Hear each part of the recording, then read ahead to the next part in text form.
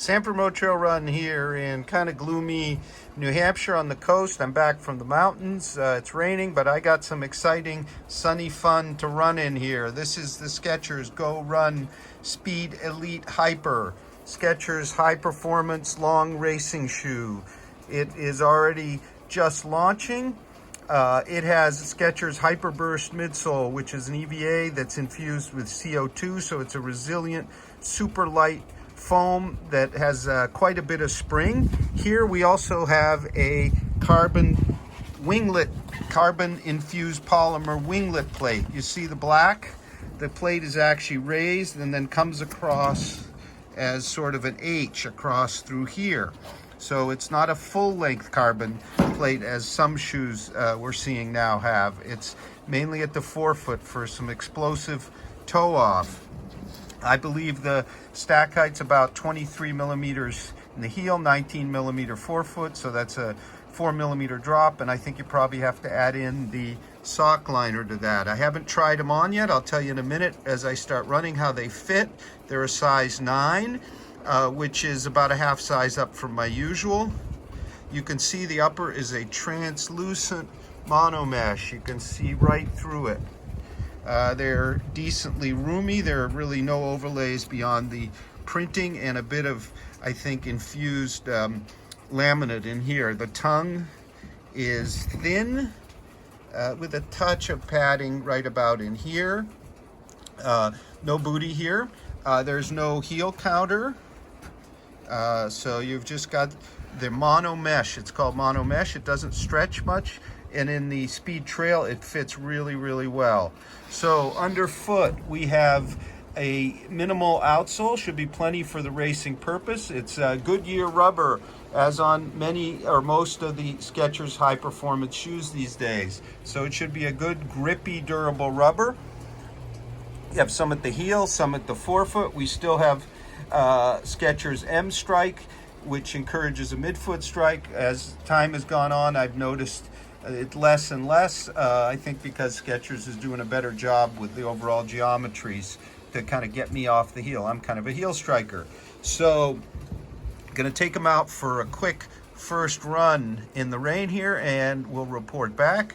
So the weight is a mere 5.8 ounces and my test pair weighed out in a size 9, the same as the spec, or 164 grams.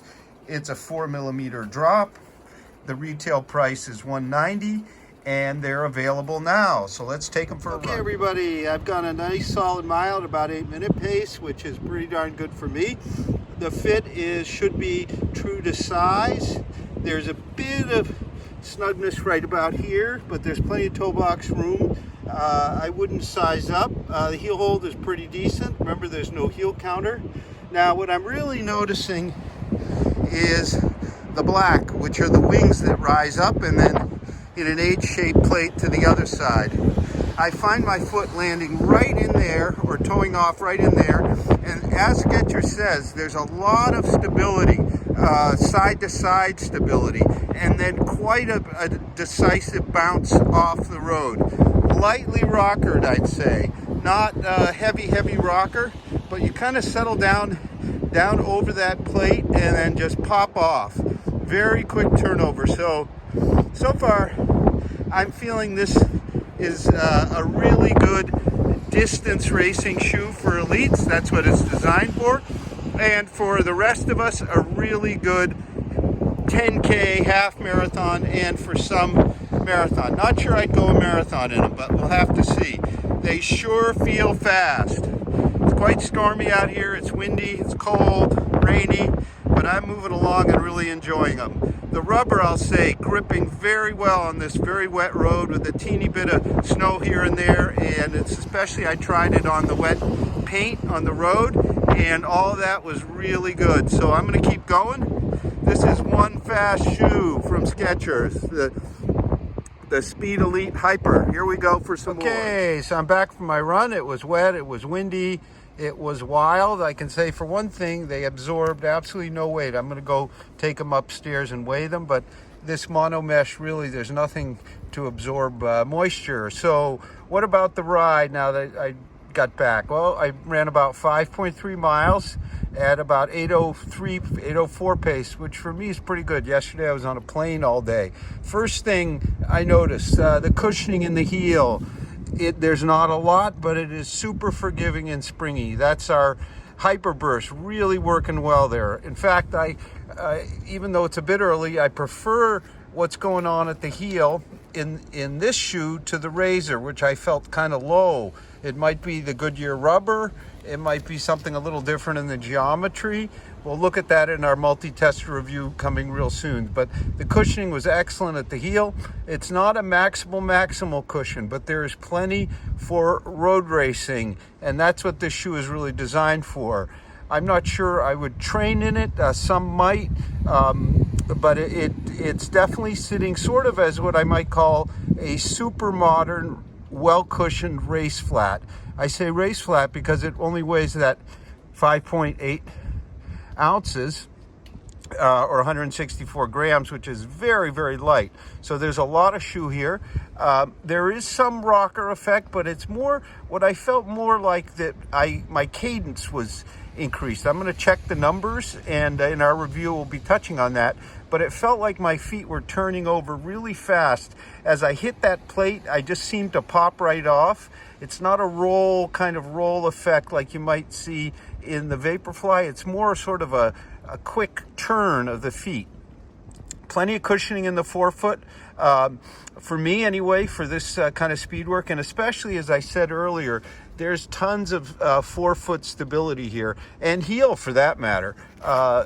Decently wide, but with that carbon infused polymer plate here that's kind of winglet shaped, I felt my foot was really, really pushing off well, very stable up front and also at midfoot. As far as the traction on combination of, well, it was all very wet. There was a teeny bit of snow, wet paint, very, very good. The only place I was slipping a bit was one section of road where they had put down some sand. So it was kind of a little bit of sand over a wet road. And given there are no lugs here, that's kind of what I'd expect. But just on the wet pavement, the road paint traction was excellent, excellent. So we're going to have a full multi-tester review real soon. We're all really excited about this great new Skechers. A few comparisons. Just recently I ran in the Hyperion Tempo, which weighs about an ounce, well, an ounce 0.3 more.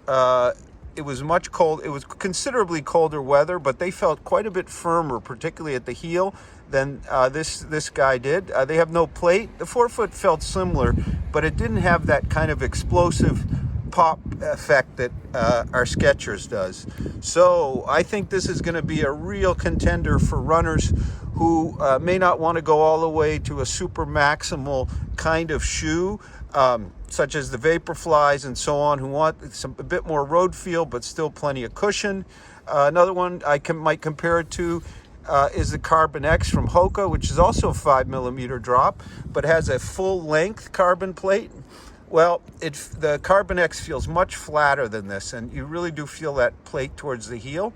Kind of like the effect here a little better, even though I think the Carbon X might be a decent amount more cushioned.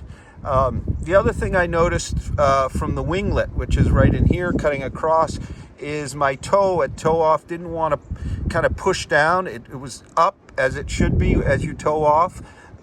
So the curvature here may have something to do with it, but very stable. So multi-tester review real soon of the Skechers Go Run Speed Elite Hyper, one of the super shoes of the season.